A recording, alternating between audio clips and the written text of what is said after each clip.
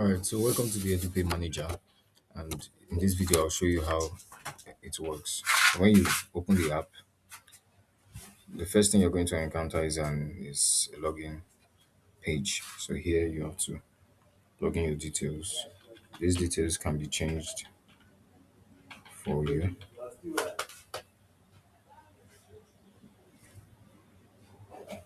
So it takes you straight to the dashboard. Now the dashboard contains the important matrices that you need to know in your school, the most important metrics. Now, if you look at it, you can see that you have the total enrolled, expected revenue, collect actual collected, carryover balance, revenue per class, collection efficiency, debtors, top debtors. So this is just what is happening in your school, what is happening currently. Currently, from this dashboard, you can see that you have 212 students enrolled. Then you have an expected revenue of this amount, and this is how much you've been able to collect from this expected revenue. Then the carryover balance is basically just how much students carried over into the term, maybe from previous term. All right. So I will come back to the dashboard later, but just so that you get just a taste of what the dashboard is. But let's go to the main thing for today. Now, if you click on register, you'll see that it takes you to a page called register. Now, this is where the very first magic happens. Here is where you enroll, where you register your students. This is where you register any student, old, be it new students in your school. You can see it has from GSS 1 to SS3. If you want more classes, you can always get that. If you request for it, we can always give you that.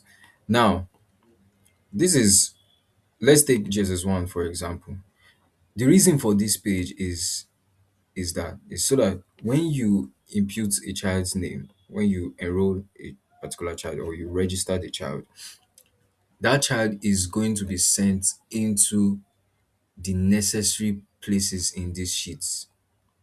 And then until you do that, you will not be able to generate um unique bill for the child. As we all know that every child has his own unique bill. He has his own probably outstandings, yeah, is probably a scholarship student. All those things would be accounted for. But you just have to first of all register the child. So for instance, taking JSS1 for example, let's say I want to register a new child. Maybe he just came into the school and we have to, generate bill for the child. Let's say the name is Joseph Sunday. So I just typed in Joseph Sunday. First thing you notice is that year changes to 37, meaning that you have 37 students in this class, GSS1. You can also see the summary of all the students you have. GSS1, you have 37, just like that, up to SS3. And then you can see the total is now 213. If you go back to your dashboard, you'll see that it's been updated to 213 too. So this whole sheet is this whole workbook is very dynamic, and then it is user friendly. There's no complications, nothing is difficult to understand. Everything is just in plain sight. Yours is just to click and to take you to the areas you want to. So now you've registered that child, Joseph Sunday. And then what's the next thing to consider? The next thing to consider is, okay, in GSS1, how much is the what's the bill structure for GSS1? What's the bill structure? So when you click on bill structure, you can now find the bill structure for every class. So we are taking just first term for this example.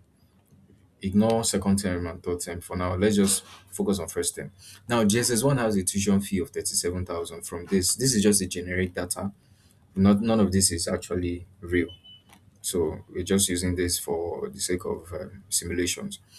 Now, GSS1 had to pay a tuition fee of 37 and the lesson fee of 4,000.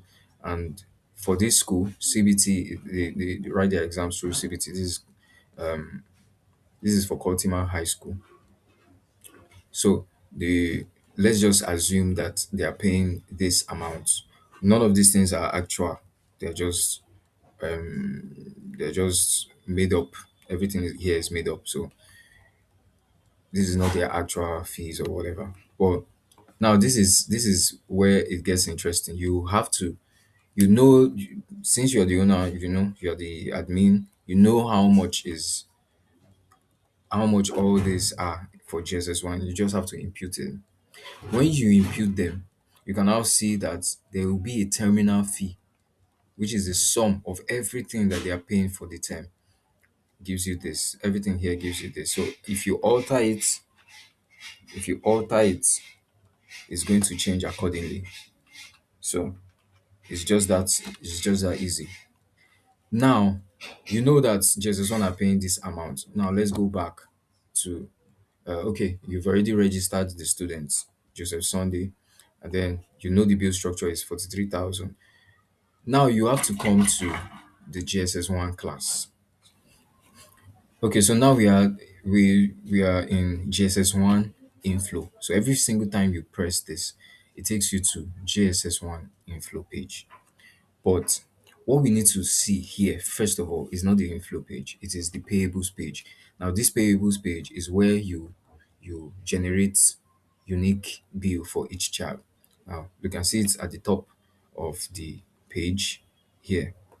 You click on it, and you can now find that this place contains what the student is to pay, what each student is to pay based on certain criteria, based on certain info. Now, if you look at this now, you can see that there's a column for outstanding, scholarship, staff discount. So if the student is owing something, let's say maybe from the previous term, like for this student, Adebayo Daniel, is owing 10,000, probably from the previous term.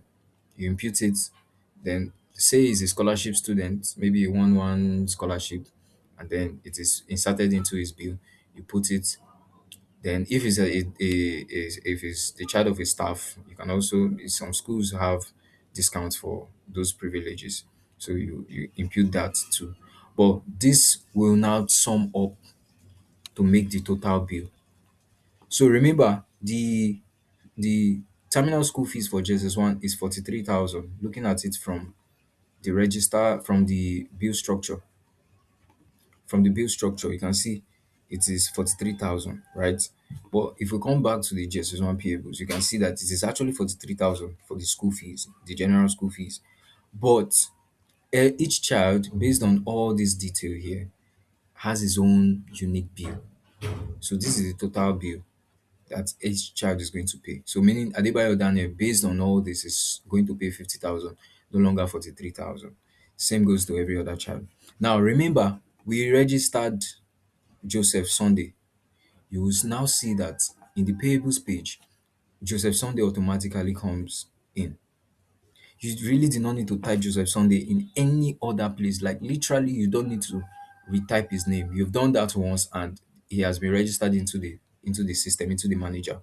So he has been registered, but then he does not have any details yet. So let's say Joseph Sunday came in, maybe he won a particular scholarship that brought him into the school, and the scholarship is worth maybe 10,000 naira. Now you've imputed that okay, he's a scholarship student and 10,000 naira is going to be deducted from his fee, and then there's no school fees here, so you can't type in anything here. I'm clicking on this page, this cell here, but I can't type anything here. That is so that you will not mistakenly go and write maybe 42,000 just because you know that the bill is 43 and maybe you now want to type 43. No, you don't have to type anything here. The only thing you are allowed to type is these ones here, whether it's a staff or else outstanding. All you need to do to generate the bill, complete bill for this child, is to click on this checkbox. Check this. Once you check it, the school fees comes up automatically, and then if the school fees, for instance, was changed, let's say you review the school fees maybe a few days into, maybe a few days later, you reviewed the school fees and you be like, okay, I feel like this school fees is too much. Let's reduce the school fees to 30,000 or increase it depending on you, and then you impute it. You see that the terminal fee has changed. If you come to GSS1, the payables page, you can see that it has changed too. So you don't have to, you literally do not have to do much. You literally do not have to do much. Yours is just to know where to change, know where to tweak your details, and you are good to go. So let's put this back at 37 the way it was. Now, going back to the payables page. So now a bill has been generated for this student, Joseph. So now we know that what he is to pay is 43,000 instead of, sorry, 33,000 based because of this discount here. Now, how do you now go to the page where the data or how the student pays? Where do you account for that? Now you come to this, go to GSS1 inflow page, or you just click on this GSS1 again, because every time you click on it, it takes you to the inflow page. Every time you click on GSS1, it will take you to, you just click on that, and it will take you to the inflow page every time you click on GSS1. So I'm clicking on GSS1, it takes me to the inflow page here. Now we're on the inflow page. Looking at this, you can see summary, you can see first installment, second installment, third, down to sixth installment. Many schools they only allow three installments, and it's understandable. But I did this just in case your school are tolerant enough to accept payments in bits, just like up to six times. Because we know some parents may not really have that much, so, and they'll only be able to pay up if they are paying it in bits like that. So it's just what it is for some people. Meanwhile, you can see now that the summary page, it has your payment status, your total bill paid, and balance. So the total bill, remember what we were able to get here when we went to the payables page. We got to the total bill for each child. So this is what each child is paying. Each student is paying this uniquely. That is what comes up into your total bill here on this page. So all these are just made use all these are have been done in a way that it will make the calculations just on its own. Now you can also find that the payment status, you can see that it shows 70%, meaning that Adebayo or Daniel has been able to pay 70%. We'll come back to that. But looking at the installment page, first installment now, second installment, and the rest, you can now see that this is where you type in what the student pays. So for instance now, Adebayo Daniel paid 30,000. He paid through POS and is on that first installment. That was the first payment he made in the school. Then he paid on this day. So you can't just come here now and now type in the detail. Let's say Afolabi Zainab came today and wanted to pay. You can't just come here and type whatever she paid. No, you can't do that. The reason is that we want to avoid errors in the best way possible. So that's why every single cell is locked. Every single cell is locked except for one way. There's just one way to be able to now impute data for any student. So for this is what we do. You come to this page, this cell here where you are seeing names. You click on it, and then you choose the student you want to work on. Let's say Afolabi Zainab. Now you see a blue strip that runs through Zainab. This is the only time, this is the only person on this sheet that you can work on. So you are only able to edit or add data in just that column for that child. So it has minimized the risk of errors. In fact, it has eliminated the risk of errors. As long as you know you selected the right child, you will not make any error. So here now it makes it open. You can now impute details. You can now impute the detail of payment. You can also choose whether it was done by POS or transfer. You won't be able to type anything here. In fact, you can't type anything there. You can only choose through the drop down here. Is it cash payment or transfer? That is just it. So remember, we registered a student earlier on. We registered Joseph Sunday, right? So how do we now see? You remember that we also went to the inflow page, the payables page, and then we saw that Joseph Sunday is registered and his bill has been generated. Good. So if we go back to the inflow page and look for Joseph Sunday, you can see Joseph Sunday too is appearing here automatically. Like we really didn't need to do much. Just typing, just register the student was okay. So remember I said that you can't, let's say Joseph enrolled today and he wants to pay a particular fee. So he comes here and let's say he paid 30,000. I can't type it. I can't type anything there.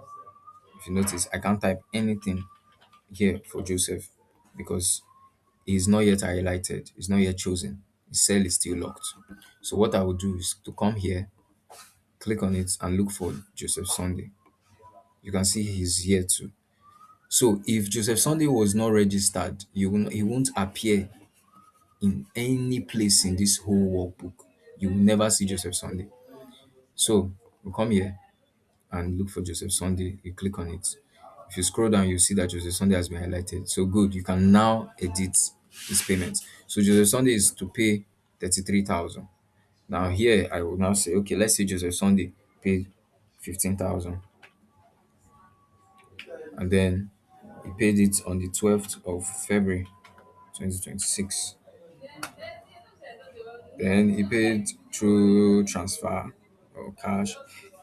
Let's say he paid through POS. Maybe there's a POS in the school. He used that. So that was his first payment. And maybe for some reason he had to pay the second time. Like since he didn't complete this, he had to pay the second time. But this time he paid just 10,000. Maybe on the 18th of February 2026. You can see that um it has been updated, and then he paid this time through cash. Now you can see what you find out is if you go to his summary page, you can see that he has paid 76%. 76% of all his money, all the money that he is to pay.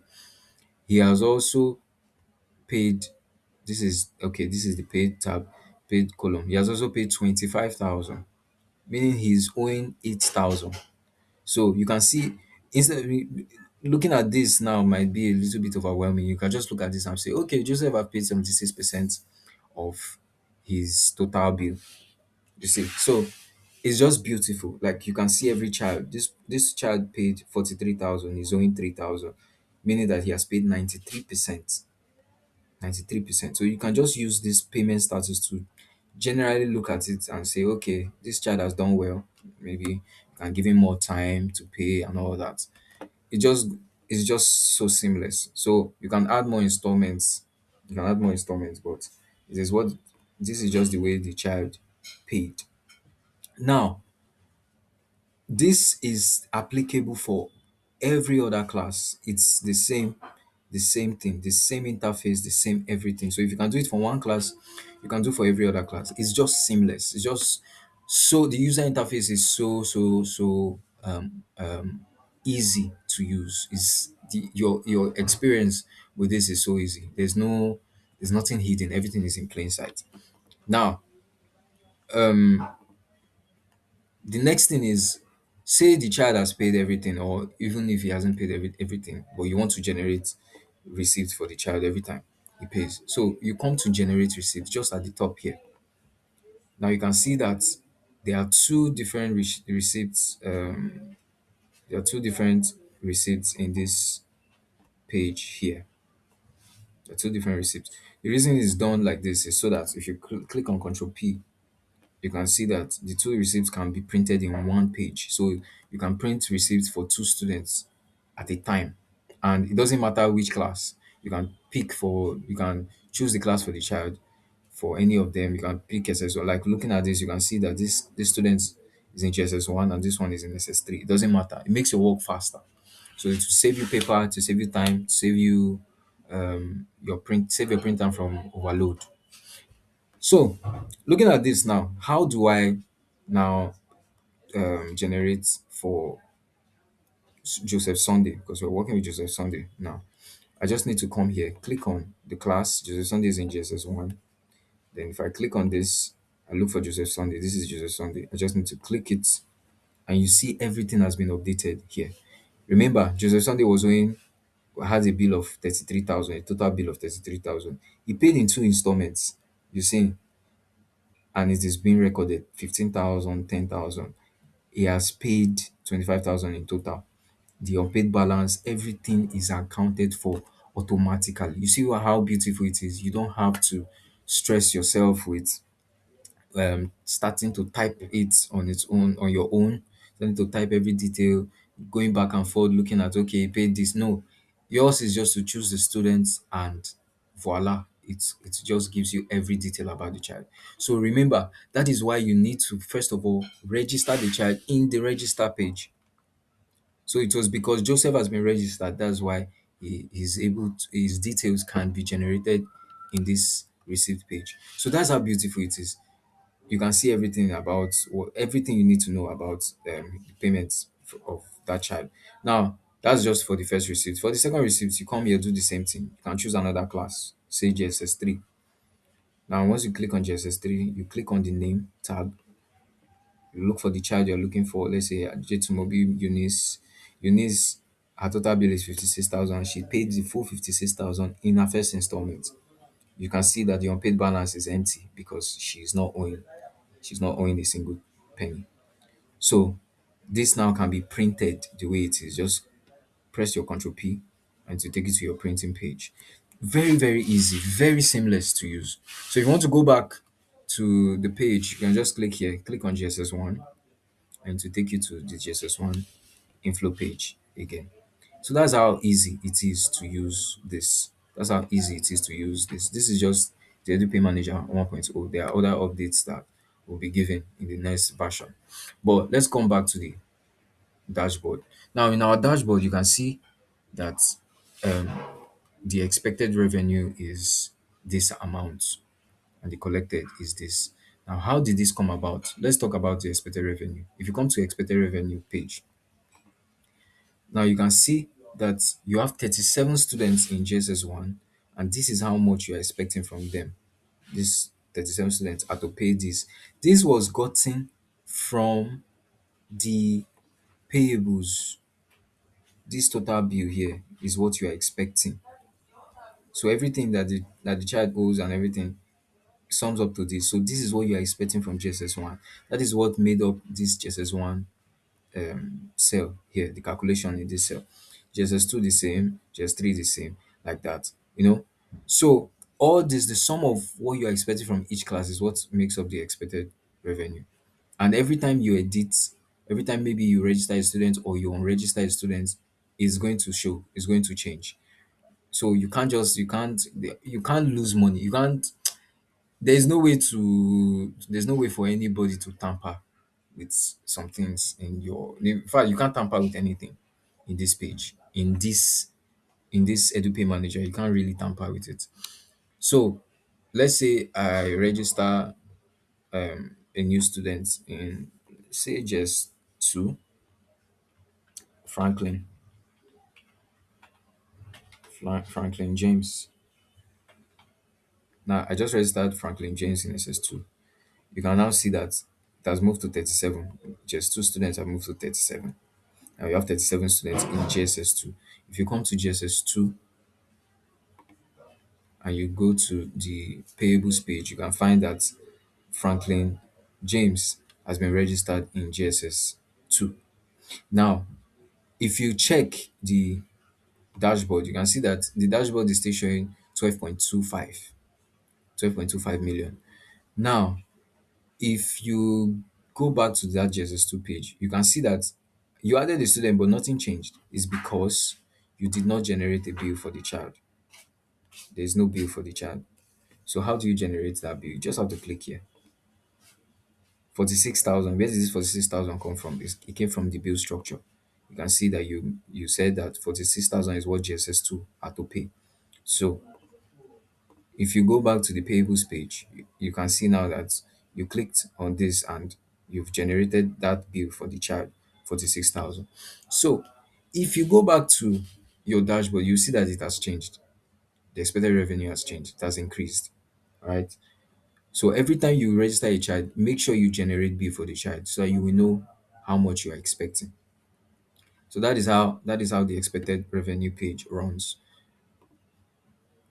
That is just how it runs. And then let's talk about the actual collected. The actual collected, as the name implies, is how much you've collected from each class. Now looking at GSS1, this is what they've paid in GSS1. So how much is this? This is what GSS1 has paid so far. GSS2 has paid this so far. So the sum of all these columns in each class, the sum of everything makes up the actual collected. So now let's see if it works. So Joseph Sunday, let's see how much is there normally. This is 9.7, 9.7 million. Now if I 9.708. Now if I go to GSS1 now and let's say I look for use route has a balance of 42,000 to pay. So let me come here and look for Afolabi use routes. Okay, now I can edit it. Say use route paid the full 42,000. How much? What will it reflect in my collected? Yes, it did. It has increased. So you see, as they make payments, as you update the data, it's the dashboard also updates for you, like very, very, very seamless. So that's it. Then carryover balance is all the money that was carried into the term, like the the money that each student owed into the term, like what they brought into the term. So the sum of everything is what makes up this carryover balance. Now the expected revenue performance per class is easy to understand too.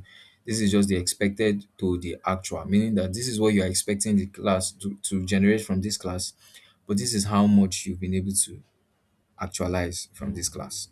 Same here. This is how much that you're expecting to get, but this is how much you have so far. So looking at this, you can look at it and be like, just one, you are not paying. You get just one, what's happening? You have not really paid much. So you can, you know, put energy into just as one. Now the collection efficiency just tells you to what percentage have you been able to get your money. This is what you're expecting. This is how much you've collected. So this makes up the collection efficiency. So it shows that you've been able to collect 79% of what the students are required to pay. So that's just what it is. If you, as this data change, this one changes accordingly. Now looking at it now, you can see the last thing to talk about is the debtors page. This just shows you, it just shows you how the highest debtors. This one is the top five. It shows you the top five on this on your dashboard. It shows you the top five debtors. So you can just click on see more and you will get more. So this is the class. This is the outstanding. This is how much this child is owing. And it's a very critical condition. So it shows you if it is critical, if it is not critical, if it is fair, is this tab here, this area is going to show you. Now you want to see more. You want to see how many students are actually owing in the school. You just go to see more and it will take you to this page here. So here you'll be able to see that okay, this is how badly this student is performing with regards to payments. And then you can also see that it shows you down to this student that is owing just 3,000, meaning that this child is owing just 3,000, but then it is accounted for. So it's showing you that every single penny that the school owes you, like the students are owing, as long as any student is owing even a single penny, you will see it here. You will see it on this page.